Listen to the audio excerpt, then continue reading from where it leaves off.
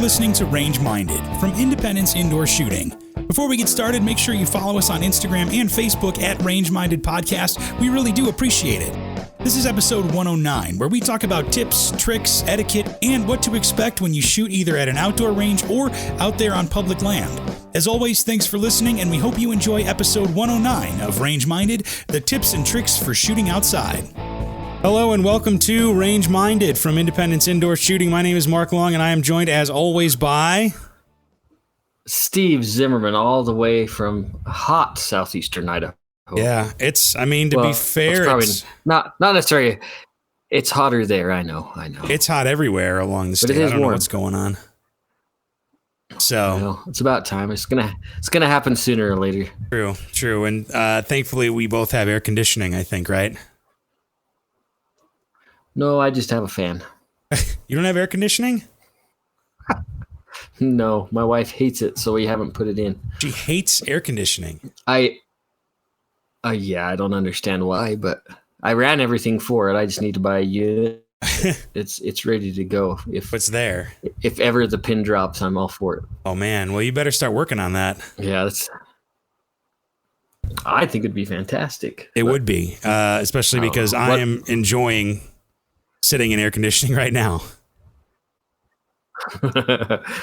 Yeah, it is nice. I like having AC. Yeah, it's good stuff. Maybe I should have just sat in my truck and turned on the AC. There you go. But actually, it's kind of relevant to what we're talking about because, if you want to shoot outside, you really don't get the luxury of having AC. Like at the store. Yeah, that's so much nicer being inside because, like you say, it's so cool. Yeah, having a climate-controlled environment is a very nice climate to be shooting in. But if you want to shoot outside and train a little bit differently that way, you're going to have to face the elements a little bit more, which actually would help, round you out your training a little bit more, Oh, yeah. So yeah, it's good to get outside and enjoy the weather anyways. Very much so. And that's what we're talking about today. We're talking about shooting outside, shooting on BLM land a little bit or at outdoor range because I think we've covered it a little bit before. But the, what do you call it? The rules, regulations a little bit and the etiquette more so of shooting outdoors or shooting at kind of BLM land or out in the sticks or on private land or something are a little bit different. So, yes. So there are some things that are. I was going to say there are some things that are consistent, like the general safety rules apply no matter where you're at. Right. But yeah, there's things that can change when you're outside. Yeah. So yeah, anytime you go shooting, you want to observe the 4 rules of firearm safety, which we've gone over multiple times, but I guess they can bear repeating a little bit. 1, treat all firearms if they're loaded all the time, no matter what. 2, don't Absolutely. point your firearm at anything you do not wish to destroy. Number 3, keep your finger off the trigger till you're ready to fire. And this is actually more important, I would say, outside than inside, is that know what your target is and what is beyond it. Yes. And I know we've touched on it in the past. It's amazing how far even the smallest projectiles can go if they're uninterrupted other than gravity. Yeah. They can travel quite a ways. We talked about what I think, we had Bill on, many, many moons ago. He talked about, I think a 9mm going like through a convenience store window, breaking like a coffee pot, going through a wall into a manager's office or something. Yeah, something crazy. Yeah, and even 22 can go like a mile before it stops. Yeah, if it's uninterrupted, it can go a mile or so, which is crazy because you don't think that something that small, it will do that, but it's amazing. There's a lot of energy behind any projectile. Even BB guns can. We've talked about it before. They can cause serious damage or death. Yeah, you got to really think about and understand your firearm and and then understand what's going to happen if you don't pay attention. Yeah, and that's a good point. Even just talking about shooting BB guns or whatever. Maybe if you have young kids who are just starting their firearms journeys and starting with that, or you're just kind of messing around in your backyard or something like that. It's something very important to consider. Absolutely. Excuse me. But so especially because we've kind of catered to new shooters a little bit more lately with all of the new shooters that are coming into the fold. So we figured we'd revisit this topic and maybe bring up some new things that we haven't talked about before. So I wanted to start with just talking about the difference, between shooting at an outdoor range, not necessarily BLM land, but a sanctioned, a legit outdoor range. The difference is just between the an outdoor and indoor range in that regard. Sure. I think it's important to understand right off the bat that, though the general firearms safety rules go across the board, each range can have specific or site rules that may seem drastically different or almost counterintuitive in some ways than others. At the store at Independence, we have a pretty solid set of range rules. At most of the other indoor ranges I've been to, they're all pretty much standard across the board. Right. No food, no smoke, and that kind of thing at the firing line. But in reality, depending on the outdoor range that you're going to and how organized, I say in air quotes, it really is. Those firearm rules, those site specific rules might be extremely lax. And it may be something that you're not even comfortable knowing that they don't have certain rules. Right. Yeah, that's a good point. It's pretty interesting. Well, and I was going to go the other way and say that sometimes, depending on the range you go to, if it's an outdoor range, in my experience, that the rules have been a lot more stringent than your average indoor range. Yeah, I think you're right in some cases, at least when in my mind's eye, like the first real outdoor organized range I remember going to anyways was there's a range up Parley's Canyon going to Park City from Salt Lake City. Yeah. That I did some training at, and it was new to me to know that, you fire so many rounds, and then once the guy in the tower says, okay, go pin your target or whatever, then you go down range. Like, I obviously understand the purpose of that. We're not trying to, yeah. But it's just something kind of different for me to see, man, this is really like anybody could just run down range. So it's up to them to really pay attention to the guy running the range. It's pretty interesting. Yeah, that was going to be one of the big things that I was going to talk about, was having a cold range call and a ceasefire call, because in most indoor ranges, at least in my experience, they don't have those. You have your automated range, your automated target caddy, or your target delivery system that you can call back and forth at will, and you can just go at your own speed of things. But the first outdoor range I ever went to was kind of out in the sticks in Illinois a little bit, and I read the rules beforehand on the website, which, usually you can find on most, ranges websites or whatever, but they had a cold range call every 20 minutes, a ceasefire with a cold range call every 20 minutes to change your targets and stuff. And I go, what does that even mean? Like, I wasn't sure. I never had to experience it before. Once I did, it made a lot more sense.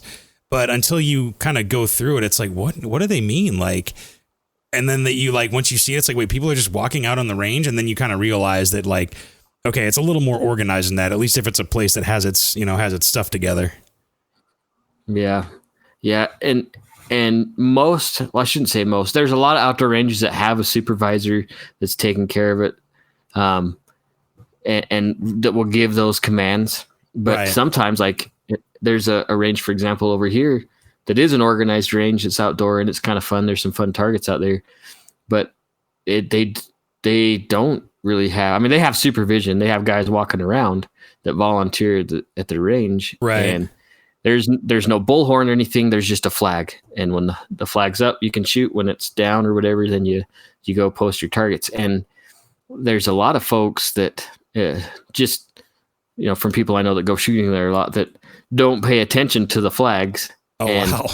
they just think it's okay to go post targets. And first of all, like they know other people are shooting around them, but for some reason they have this lapse of judgment and they think, oh yeah, nobody's going to shoot me. I'll just go fix this target. Yeah. And I mean, there's not going to be any flyers or anything like that, or, somebody couldn't be negligent or not paying attention, and there's no big deal there. Yeah.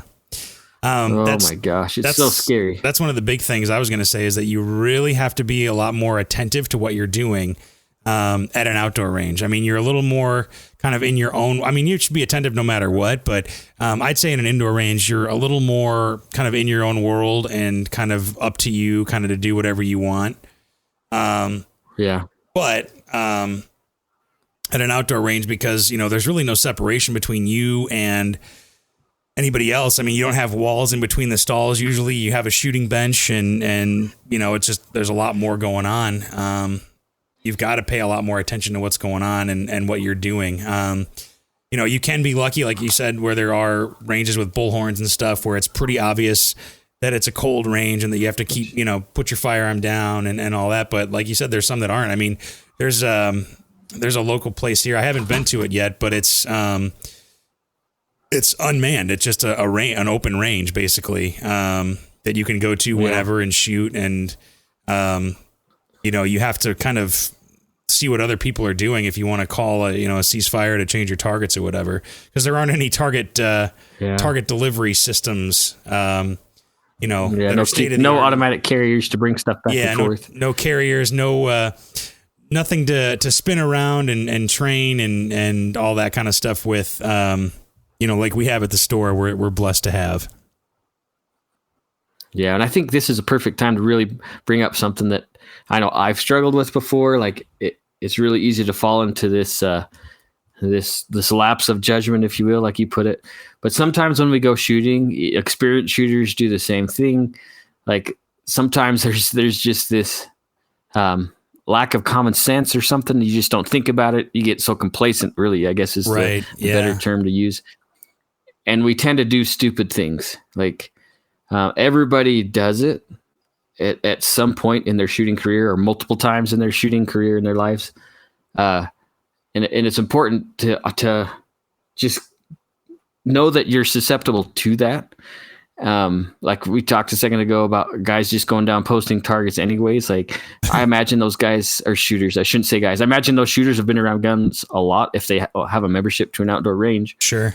But sometimes they just get so wrapped up in the moment that they have a real incredible lapse of judgment. So for new shooters, if we're kind of leading this towards new shooters, when it comes to any range, but it's a lot easier, it seems like, on an outdoor range, just always have those safety rules in the back of your mind, just playing over and over and over again. And we've talked about, like, before you go shooting, maybe watch a quick range safety video or something, no matter where you go, just to get those rules brushed back up into your mind. Yeah, definitely. But it's important to understand that. Oh, go ahead. I'm sorry. I was going to say we all make mistakes, but we really need to mitigate the severity of those mistakes by always having those rules up front, always. Yeah, and I would say just even being more cautious than not. Just if something doesn't feel right or you feel, uncomfortable, there's no shame in leaving a range either, because people are acting absolutely not unsafely. Just like we've talked about with classes, where if you feel unsafe in a class or you feel like your safety is not being considered, that you might want to consider just decking out of that class and moving along. Yeah, absolutely. Your life's not worth a couple $100 or the $8 you spend on an outdoor range or whatever. Like it might not be the time to go shooting. And also, sorry, I'm kind of long-winded. It also makes me think a little something that Nick talked about that one time about not carrying his gun because he wasn't in the right state of mind. Sure. Sometimes it might not be our day to go to the range. I've escorted people off the range before, and told them, today's not your day to shoot. And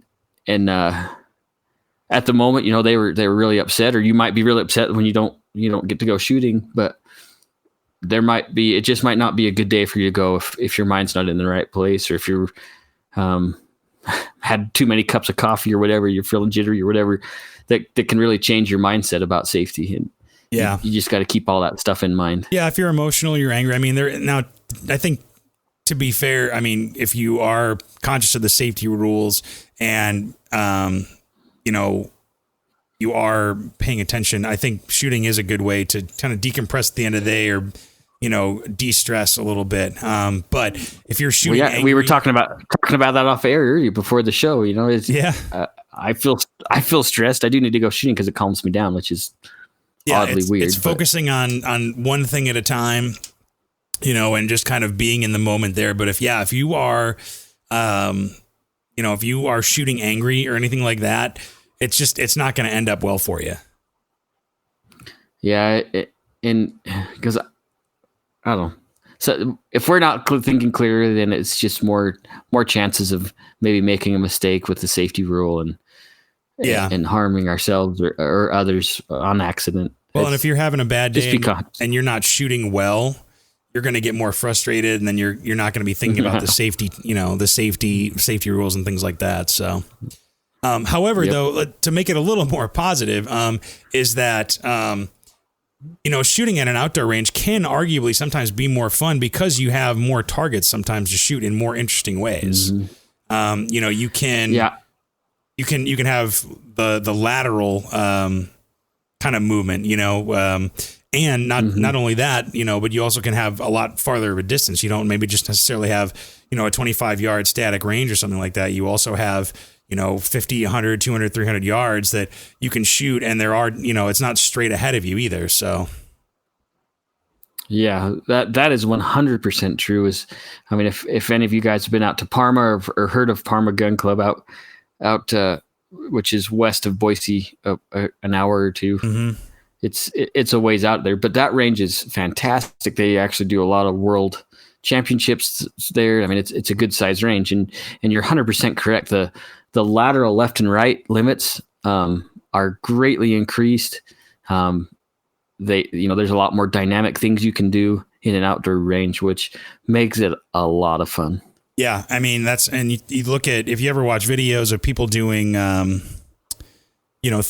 or USPSA or whatever, I mean, they're almost always out at outdoor ranges. There's no way you can really do that kind of stuff at an indoor range. It's a lot more difficult, Yeah, when you have berm on 3 or 4 sides of a box, and you really have 180 degrees to shoot left to right, that it's so much fun. Oh, 100%. And just being able to run from target to target and really, use your shooting skills in 3 dimensions is a blast. Which is tougher at an indoor range, but it's easier at an outdoor range, and you have that added responsibility of being more cognizant and paying more attention to what's going on. Yeah, absolutely. Yeah, but the other thing too, the big thing I think is distance. Is that I think you can have a longer day of shooting at an outdoor range or BLM land for that matter. You can even make a full day out of it. Because you have, different ranges most of the time. Like if you go to a really big outdoor range, sometimes they'll have like a pistol range, and then they'll have a rifle range or like 100 yard, and then like a 200 or 300 yard or something like that. And so you can really test out all of your shooting skills, at one kind of range or, at one day of shooting. It's not just like, okay, I'm going to focus on pistol shooting today. I'm going to do everything. Well, yeah, exactly. I mean, you think about going to an indoor range, and if you think back to the survey that I pushed out a little while ago, there's guys or gals coming to the range, and they're putting through 200 to 500 rounds per range visit, and really that's just standing in a box, shooting at one target, and then switching it and shooting again. Mm-hmm. And it's easy to go through a lot of ammunition. Where, like you're saying, on an outdoor range, if you have multiple things to shoot at, different transitions or whatever, you can cut it way down and shoot maybe 100 rounds or even 50 rounds, spend probably the same amount of time at the range. Yeah. And still get, all the shooting in you want. Yeah. A great day's worth of training and really enjoy it. Oh yeah. There's just I guess I would call it a realism aspect where you just have a lot more going on. You're exposed more to the elements, the hot, the cold, the wind. There's other gunfire going on from other people. All that kind of stuff. It's just, there's just more going on. It feels more real.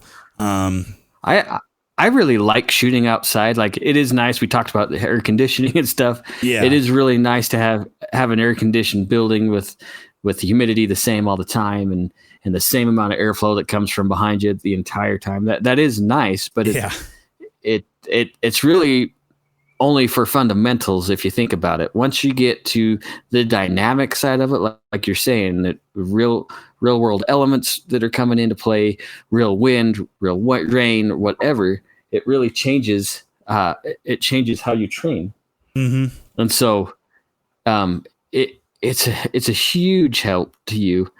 There used to be a time when I didn't care how cold it was outside. I would go shooting. In fact, really? I told some friends, I'm like, it was quite a few winters ago. And I'm like, I don't care. I'm going Saturday. If you guys want to come, then show up. And it was like 19 below zero. And I still shot. I didn't care. Oh, wow. Now I care a little bit more. But it really, in reality, if you think of on a defensive side, we don't choose when we have to defend ourselves. Like, right. The bad guy chooses that, and it could be dark, it could be rainy, it could be cold, and though we get a lot of, like I said, fundamental development inside a range where everything's static and controlled, getting outside and learning if those fundamentals really work in the real world for us, because sometimes what works for you doesn't work for me or the next shooter. So it's really important to get out there and work on our skills for our own selves to be the best that we can when we need to be. Yeah. And I mean, guns don't care if it's 19 below zero. They're going to work either way. Yeah, for the most part. Yeah. And that's another good thing to learn too, is that, how do you, if let's say if it's winter and you're Christmas shopping and something happens and you come up on a bad situation. I mean, do you know how your gun's going to react in the cold? I mean, that's part of training and being prepared for any situation. Or can you get the gun out of concealment with your parka on? Right. Yeah. No, 100%. There's so many things. It's and that, like, so for example, like, I just thought about it. I've never really shot in the cold in the winter. And it's challenging because everything doesn't work the same. Like, excuse me, I burped a little bit. Pardon me. Like, once you're cold, your fine motor skills slow down. Your fingers don't work the same as they should. Yeah. And I understand too, or I could understand how, if in an emergent situation, your body will force those things to work in a different way. But it's, I don't know. Like I say, you need to get out and shoot in all kind of weather and get used to it. And it's fun. It is kind of fun to shoot in the rain to see if you can hit a target at 25, 30 yards or 100 yards or whatever. Yeah. I mean, and, you talk about fine motor skills and all that kind of stuff. What if you're wearing gloves? Or what if you've got a hat on that's kind of blocking your peripheral vision or something like that? I mean, you really, it really, I think, would challenge you to realize what you're doing and what kind of situations, you could be in. Yeah. And I think, if we're talking about outdoor ranges compared to BLM or public land or whatever, I think it's important to understand that there's still limitations, at least with an outdoor. Well, either one. There's limitations with what or where we can shoot, even in concealment. So if you're going to an outdoor range, there may be some restrictions upon drawing from concealment or whatever. There might be some stuff. So it's important to log on to that range's website, or if they're not terribly organized, you might have to stop by and talk to somebody who's on the board or whatever that can answer some questions for you, so you don't get disappointed when you show up and they won't let you play. Yeah, you really want to make sure you know those rules and all that. Just like at an indoor range, but like you said, with the, there might be some rules that you don't know, and if it's a range that maybe isn't necessarily all that organized, and they do exist, even though they might be nice, they just might not be in the 21st century when it comes to technology. Sure. And because in reality, some of those small outdoor gun ranges, it might just be a small committee that's pooled some funds together and wrote a little charter and just developed a few targets outside. So it's really not fair to compare them or expect the same services from a bigger range when it's just a very limited amount of funds and a very rudimentary shooting shelter, if anything. And yeah, they've just got the place to shoot, and that's maybe about it. And that actually leads me to another good point, is that, you've got to have your supplies. You've got to have a lot more supplies. I think you have to bring your supplies a lot more in an outdoor range, because especially if it's a smaller place, they're not necessarily going to have a pro shop or an equipment, place to buy targets, to buy more ammo, to buy, they might not even have target stands. You might have to bring your own target stands, and you don't know until, like you said, you log onto that website or you go once and you kind of learn. You might not know. There's an outdoor range that I used to go to back in Central Illinois that it was kind of a good old boy place, but it was a cool place to shoot outside, and it wasn't very expensive. But you basically had to bring everything. They had shooting benches, and that was about it. Everything else was kind of on you. And maybe we could touch on that, and maybe we have before. I think we actually have talked about setting up a range bag, but maybe it's fair just to take a few minutes and just say, hey, if they are new shooters and they're just starting, it might be fair just to take a quick few minutes and talk about things you want to take with you, regardless of indoor or outdoor range. Yeah.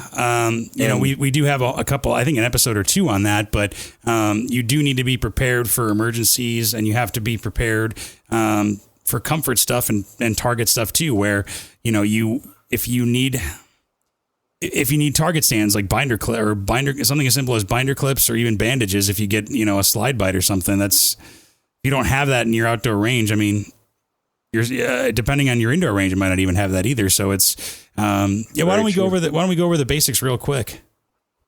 So like you said, I would say very first thing is get an individual first aid kit for you first. And that can be cost prohibitive to some folks. And I understand that, but at the very minimum, get yourself some tourniquets and combat gauze or something at the bare minimum, and then build it up from there. So first thing, number one would be any kind of life-saving equipment other than your firearm. Yeah. I mean, anything, if you're in the business of making holes, then you got to be in the business of plugging them as well. Correct. Yeah. So make sure that you've got kind of, at least for yourself, because then somebody can go into your range bag and take care of you if that happens, or, heaven forbid, somebody else. You're at least prepared to deal with that situation. And if let's say you go out to BLM land, or, a national, no, not a national park, it's a bad example, but like, just a public, they tend to not like shooting at national parks. I would think that's probably not allowed. But if you go to some place that, you can shoot outdoors, you're going to be kind of away from civilization. And so you need to be more prepared. And that includes, if you're an hour from the nearest hospital and you shoot yourself in the leg or in the butt or something, or heaven forbid something worse, like, you've got to be prepared to deal with that situation. Yeah. I mean, think about it. Depending on the arterial bleed, you could be unconscious in 17 seconds. Yeah. So you definitely need to think about that as far as no matter where you shoot. Yeah. And then I think go ahead. I was just going to say, and then I was going to move on, but you have another point that sounds relevant. No, that's what I was going to say, is just we're going to just jump to the next step.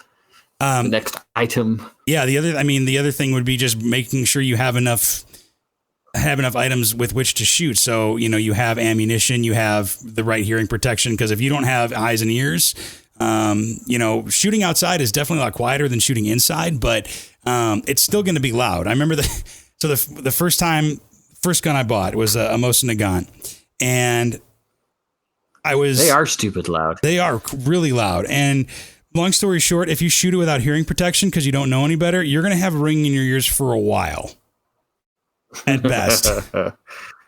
Because yes, they bark. I didn't know any better. And I was like, well, I need to go make sure that this gun works. And I'm not going to go like into a range and have it blow up in my hands. And that's going to be my one of my first gun experiences. So I went out to a friend's farm which you can shoot at or whatever. And, I loaded it up, chambered the first round and didn't have any. And if I could slap myself, go back in time and slap myself, I would. No eyes, no ears, with a Mosin Nagant outside. Nice. But you learned something. Yeah. And ever since then, I realized hearing protection, is mandatory for a reason, because, man, your hearing can go stupid fast. Yeah. And believe it or not, we talk about this when I teach my RSO class. Not all ranges require it. That's insane. You should require it for yourself no matter what, but it may not be mandatory where you're shooting. But regardless, your hearing can't be repaired. Nope. And your eyes, you only have two, so just take care of them. Those are at a premium, so you might want to hold on to those. Yes. And that, actually, I was going to say, going off of the responsibility and just being more aware, is that at an outdoor range, and especially at BLM land, you are your own RSO, and you're responsible for your, you and the people that you're with following those range rules. If you're with a group of people, especially if they're new shooters and you're taking off for the first time and they're not acting, responsibly and putting people in danger, even if it's by accident, it's your responsibility to correct them and say, hey, that's not how we do things. We're safe for a reason, this, that, and the other. And that is very important. You touched on something that is at the utmost importance. Like when you're shooting with your friends or on an outdoor range, being timid, it needs to be out the window. 100%. You have to be willing to step up when you see any kind of a safety issue, because it could be your life or your loved one's life that gets lost. And you need to call people on the carpet if you see something that's unsafe. I have been called on the carpet before. Yeah. With something I thought was rather benign. I was showing a firearm to actually a friend of mine who's an instructor, and I handed the gun to him in an unsafe manner. Brand new gun inside the canner. I knew it was unloaded, but it didn't matter because those safety rules apply. And I wouldn't say he was polite. He used language that got my attention, and I understood, and I never did it again. Right.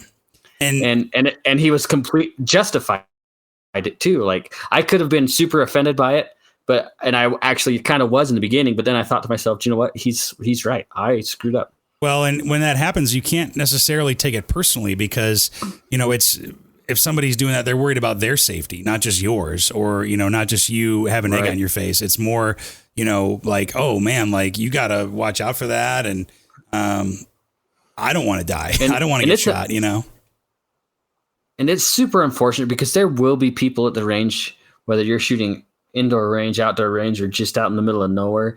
There are going to be people that are just belligerent and think they know, the best way, no matter how you try to correct them. And that's one of those cases where you just leave.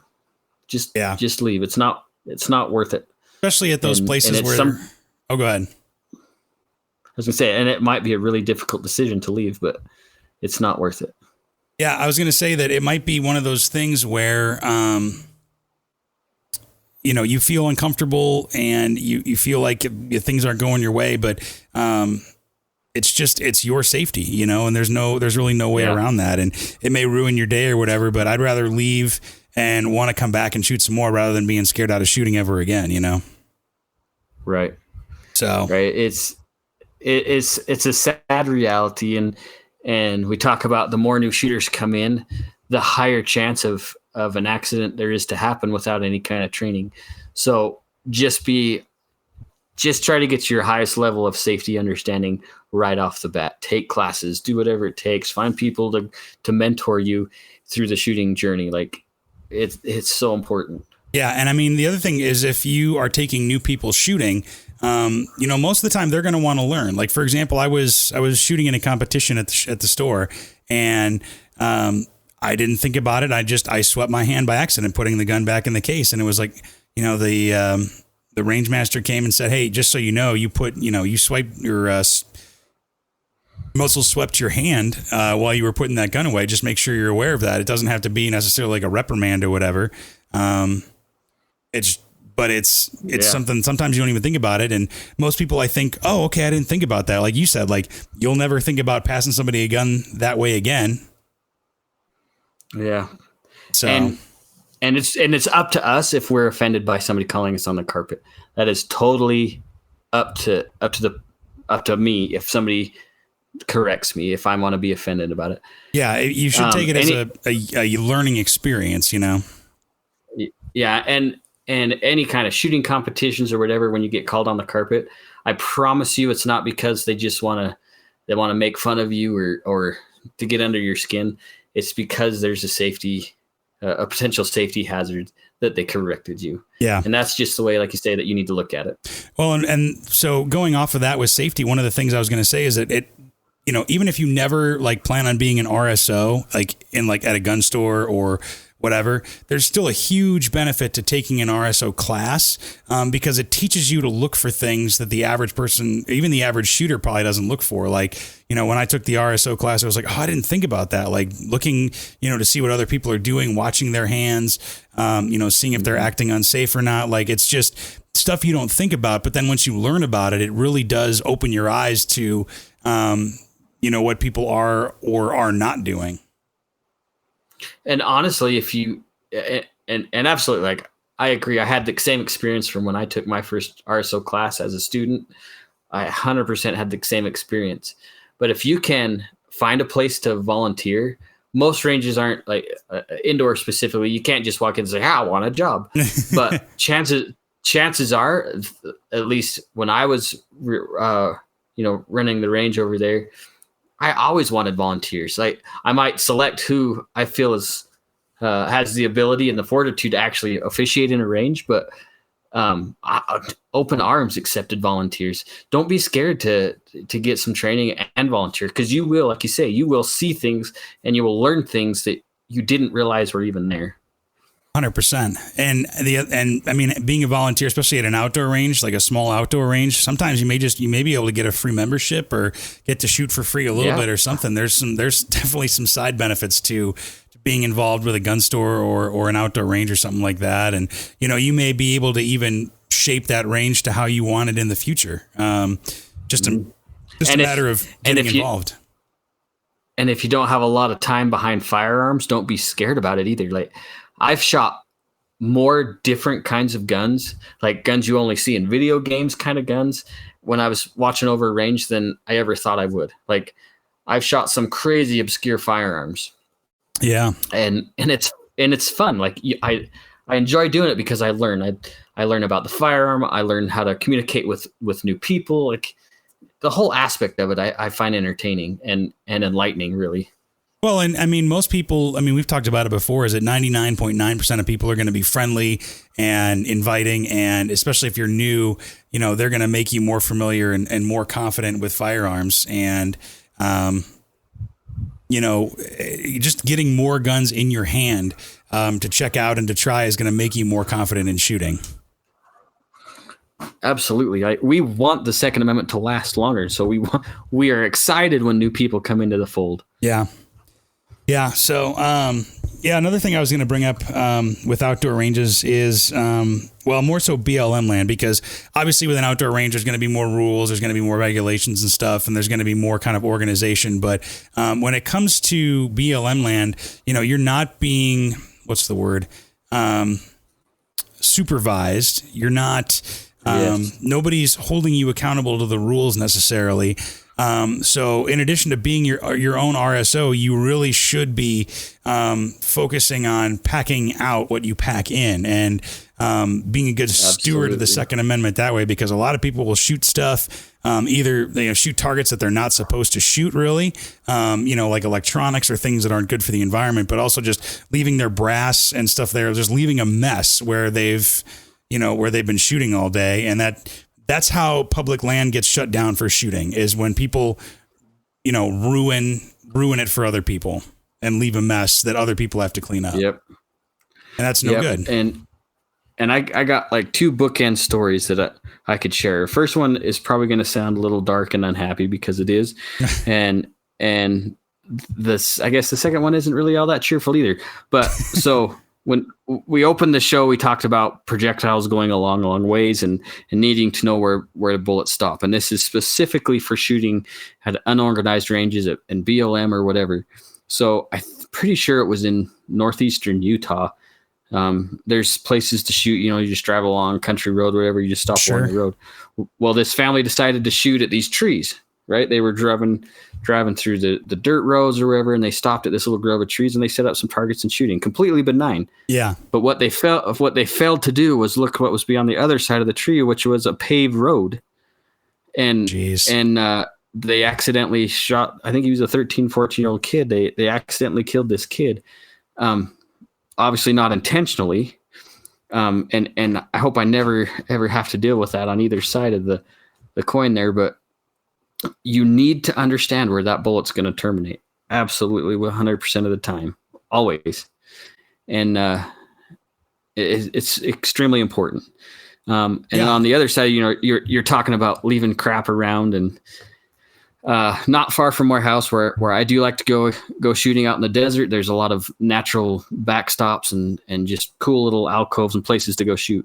Well, Rexburg is a college town, which is north of me about 20 minutes. Right. And you get a lot of new shooters or straight up people that don't live here, so they don't care.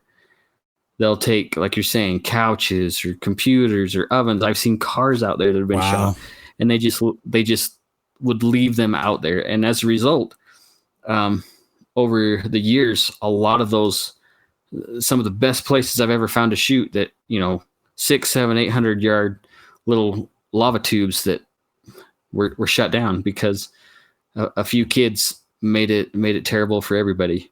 Yeah, it only takes one person to ruin a good spot. And there's a lot. I mean, to be fair, there's a lot of BLM land, at least in Idaho, that we can enjoy and that we have the privilege of enjoying. But they can giveth and taketh away. It doesn't have to be you. It just can be somebody else that just isn't just as conscious of what what they need to do and how to be a good steward of the Second Amendment, which includes being responsible for your cleanup and packing out what you're packing in, and they can say, okay, this is shut down to shooting and that's it, and no more.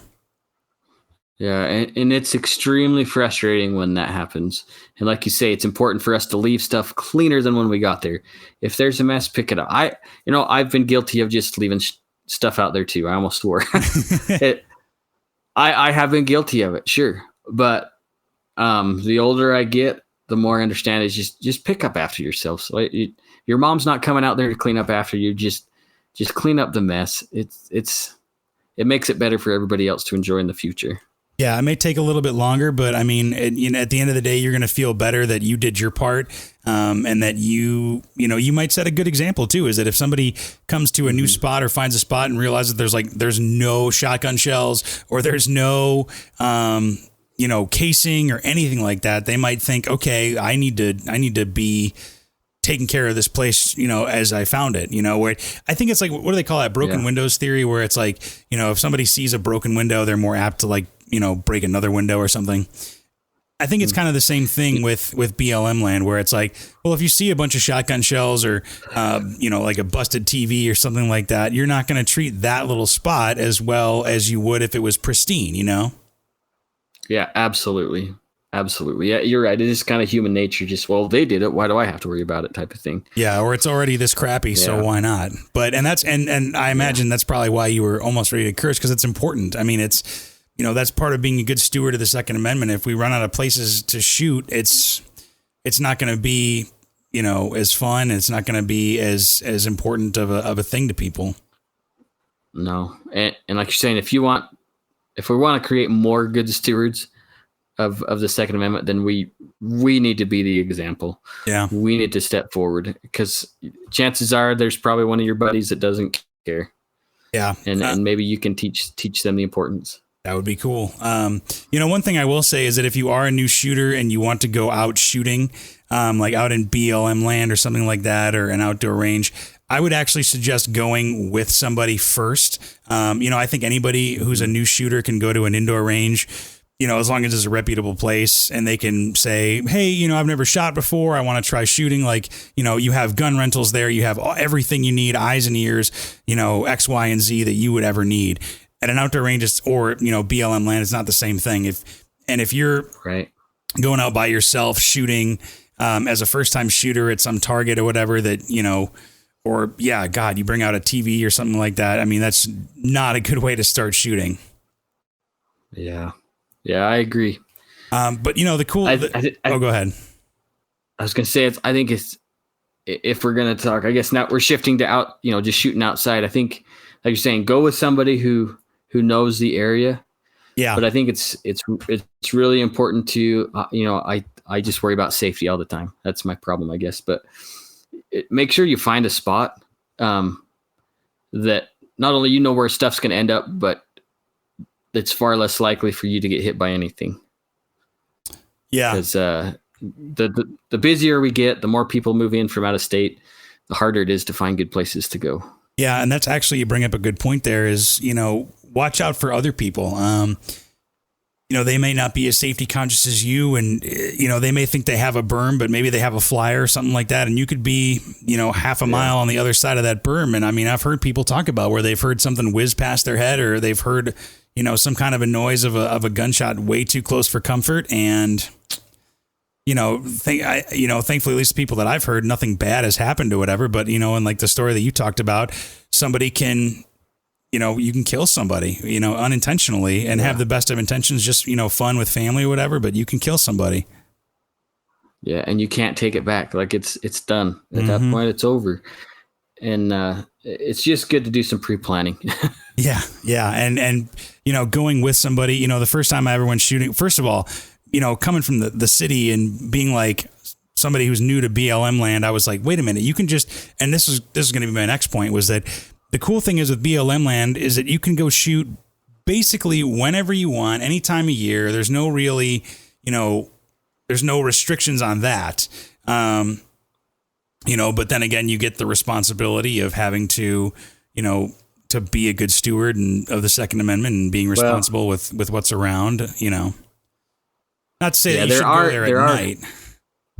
Well, there are some restrictions that maybe Fish and Game has set during certain time of years if it's a migration area for certain wildlife. So it is important to know those regulations, and they're almost always posted, like if it's a certain road or whatever. But you do need to pay attention there. The other thing I would say, especially the farther west you come in Idaho, there's a lot more livestock that's out there too. Yeah. And honestly, there's a lot of free range livestock up there in some of that BLM that's leased out by the ranchers. So right, you gotta pay attention, because you are financially liable even if you accidentally kill a cow and they find out who did it. That's you just bought an animal. You're up a creek and you're not going to get the meat. No, and it's really it's an expensive way to get meat if you think you can keep it. Yeah. So let me rephrase and say that there are a lot more freedoms that you get, and you get a lot more flexibility in when and how you can shoot. Which is the cool thing, but you have to, like I said, you have to know the places, or you have to know somebody who knows the places. Like, I was like, wait a minute, you can just go shoot like whenever you want, like basically at BLM land, as long as you're, being responsible and you don't have to check in with anybody or, whatever. Like it is kind of the ultimate, like, exercising of your Second Amendment rights. But, with that comes that responsibility and the knowledge of knowing that you're not getting in anybody's way. You're not, don't have the potential to hurt anybody or anybody's property or anything like that. So. Right. Absolutely. But yeah, that was a trip the first time for me, man. And it was like, man, this is cool, because it is, it's a lot of fun. And that's what makes Idaho so great is honestly, most people don't even leave, whether it's Boise or Idaho Falls or Pocatello, whatever, the big cities, not the major biggest cities in Idaho areas. Yeah. Idaho has an amazing amount of scenery to offer. And then honestly, it's probably not as far away as you think. Mm-hmm. Even if, and this is what I like to do. Like last year we went camping with my in-laws. Yeah. And it really not far, but we decided to go on a 4-wheeler ride way back up in the sticks. And it's, it was probably maybe 5 miles away from the campsite. But you got back in these huge pine trees, this big growth, and I mean like old growth pine trees that are huge, hundreds of years old, kind of thing. And it's just right there. It's at our back door, and we don't take advantage of it. And you can still shoot there. That's the nice thing. So you can go for a nice little drive in an afternoon or whatever, and take your guns with you. You might find a fun spot to just do some plinking and 100% and carry on your way. You can make a big day trip out of it. You know, it's not just, regulated to, like a 4 or 5 hour drive. I mean, it could be an hour you can go an hour or half an hour in any direction from Boise, and you can probably find a good place to shoot.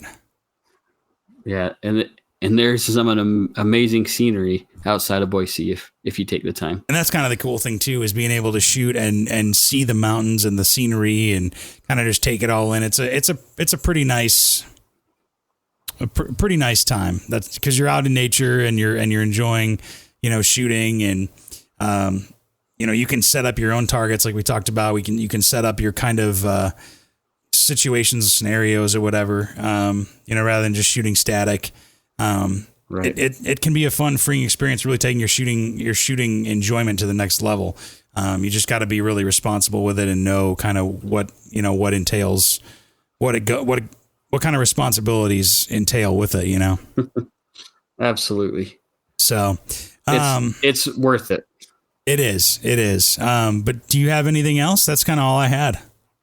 Yeah, I think it sums it up. If you guys need a place to go shooting, if you're new to the world of shooting, or maybe you have some fun places to go, don't be scared to post them on our Facebook page and share those around. And we're always willing to help. If you're a new shooter and you have any kind of questions, we are always here to help. Yeah, and if you do have a spot, but maybe you don't want people to know about it, you can be as vague as you want, or have them contact you, because I know people are protective of their own spots, camping, shooting, or otherwise. True. But but maybe just some places to look. Yeah.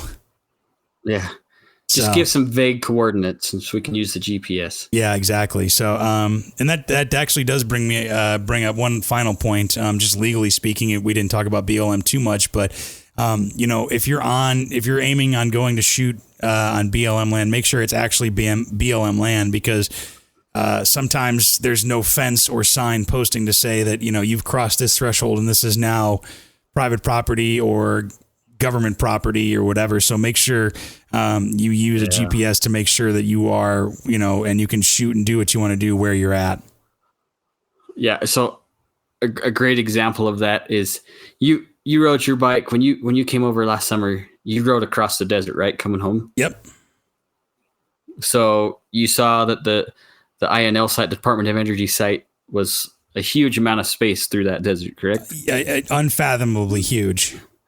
So, and it's pretty much posted around the entire perimeter, but they're just these little yellow signs. There's no fences or anything. Nope. And I promise you, they will know as soon as you start walking on that land, and if you start shooting, they know. Yeah. They just know. And so don't do it.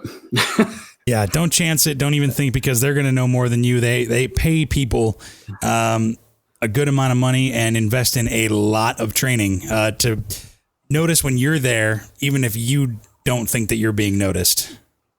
Yep, they know 100% when somebody's on that property. Yep. But if you have any more, any tips and tricks and etiquette that we, that maybe we missed, or that you'd like to add, maybe you have your own personal, rules and regs that you follow when you go out into the desert or at an outdoor range, let us know. We made a Facebook post at facebook.com/rangemindedpodcast, or you can email us as well, podcast@iishooting.com. Any way you want to get a hold of us, that'll work. Yeah, absolutely. So, well, thank you for listening, and we'll talk to you next time. Yep, behave yourselves, be safe, take somebody shooting. Yes, sir. All right, see ya. Thanks for listening to Range Minded. Find us online at Range Minded Podcast on Facebook, or send us an email at podcast@iishooting.com. We're always happy to get feedback, episode suggestions, whatever you want to send us, really. And be sure to subscribe to us on Apple Podcasts, Google Podcasts, Stitcher, and pretty much wherever else you get your podcasts from. Thanks for listening, and we'll see you next time.